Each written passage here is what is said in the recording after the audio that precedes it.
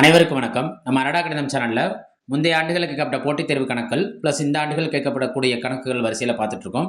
அந்த வரிசையில் statistics exam 2015ஆம் ஆண்டு டிஎன்பிஎஸ்சியில் நடத்தப்பட்ட ஸ்டாட்டிஸ்டிக்ஸ் எக்ஸாமில் கேட்கப்பட்ட கேள்வி என்ன கேள்வின்னு பாருங்கள். 0.44 மீட்டர் கியூப் கன அளவுள்ள இரும்பில் இருந்து 14 மீட்டர் நீளமும் 4 சென்டிமீட்டர் விட்டமும் கொண்டு உருவாக்கப்படும் இரும்பு கம்பிகளின் எண்ணிக்கை. கம்பி போகிற இந்த எண்ணிக்கையை கேட்டிருக்காங்க. எண்ணிக்கைனாலே அது கன அளவை குறிக்கும். எண்ணிக்கைனால அது என்ன குறிக்கும்? கன அளவை குறிக்கும். அந்த கன அளவை நம்ம பார்க்குறப்ப இங்கே ரெண்டு விதமான கன அளவு. ஒரு இதுக்கு கன அளவே கொடுத்துட்டாங்க, இன்னொரு கன அளவு கொடுக்கவே இல்லை. ஆனால் கம்பின்னு சொல்லியிருக்காங்க. இரும்பு கம்பி பார்க்க எந்த வடிவத்தில் இருக்குன்னா உருளை வடிவத்தில் இருக்கும். இரும்பு கம்பி எந்த வடிவத்தில் இருக்கும்? உருளை வடிவில் இருக்கும். எண்ணிக்கைங்கிறப்ப ரெண்டு விதமான கன அளவில் வகுத்தாலே நம்மளுக்கு என்ன கிடச்சுன்னா அதோட எண்ணிக்கை கிடச்சிடும். இந்த வீடியோவில் வந்து இதை எளிமையான முறையில் செய்கிறது எப்படிங்கிறத பற்றி சொல்ல இருக்கிறேன். உண்மையாக பாருங்கள். ஃபர்ஸ்ட் கொடுத்துருக்க கன அளவு என்ன இருக்குது? இரும்பின் கன அளவு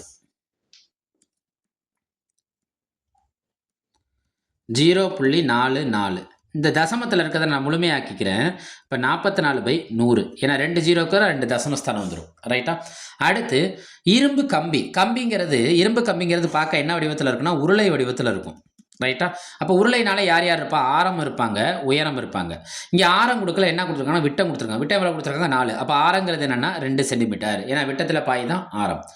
உயரம்ங்கிறப்ப நம்ம நிமித்தி வச்சு பார்த்தா தான் அது உயரம். படுக்க வச்சத்தில் இருந்தோம்னா அது என்ன சொல்லணும்னா நீளம்னு சொல்லுவாங்க. அப்போ அதை தான் நம்ம எடுத்துக்கணும். 14 மீட்டர்.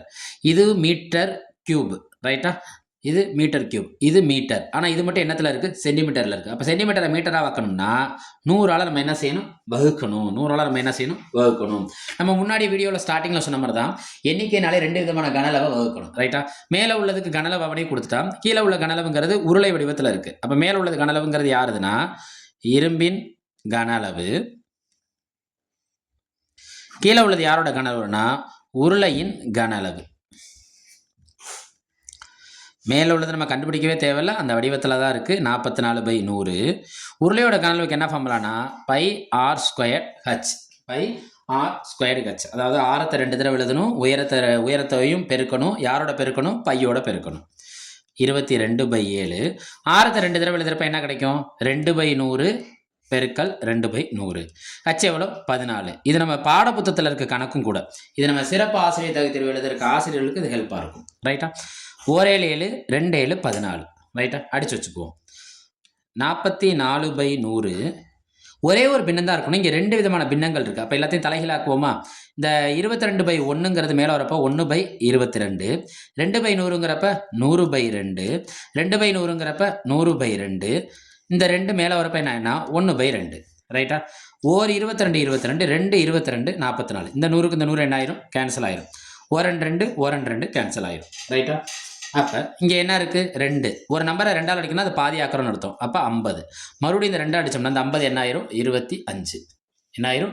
25. அப்போ நம்மளுக்கு என்ன கிடைக்கிது? நம்மளுக்கு இரும்பு கம்பிகளோட எண்ணிக்கை, இரும்பு கம்பிகளின் எண்ணிக்கை 25. மறுபடியும் சொல்கிறேன், பின்னங்களை மேலே கொண்டு வரப்போ தலைகீழாக்குறோம். இந்த 100க்கு இந்த 100 கேன்சல் ஆயிரும். இந்த 22 2 22 44. இந்த 2க்கு இந்த 2 கேன்சல் ஆயிரும். இங்கே 2 இருக்குது. ஒரு 2க்கு 100ஆல் அடிக்கிறப்ப அது பாதி ஆயிரும்.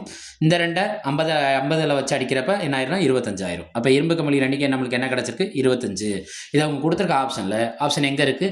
7 இருக்குது. அவங்க கொடுத்துருக்க ஆப்ஷன் எங்கே இருக்குது?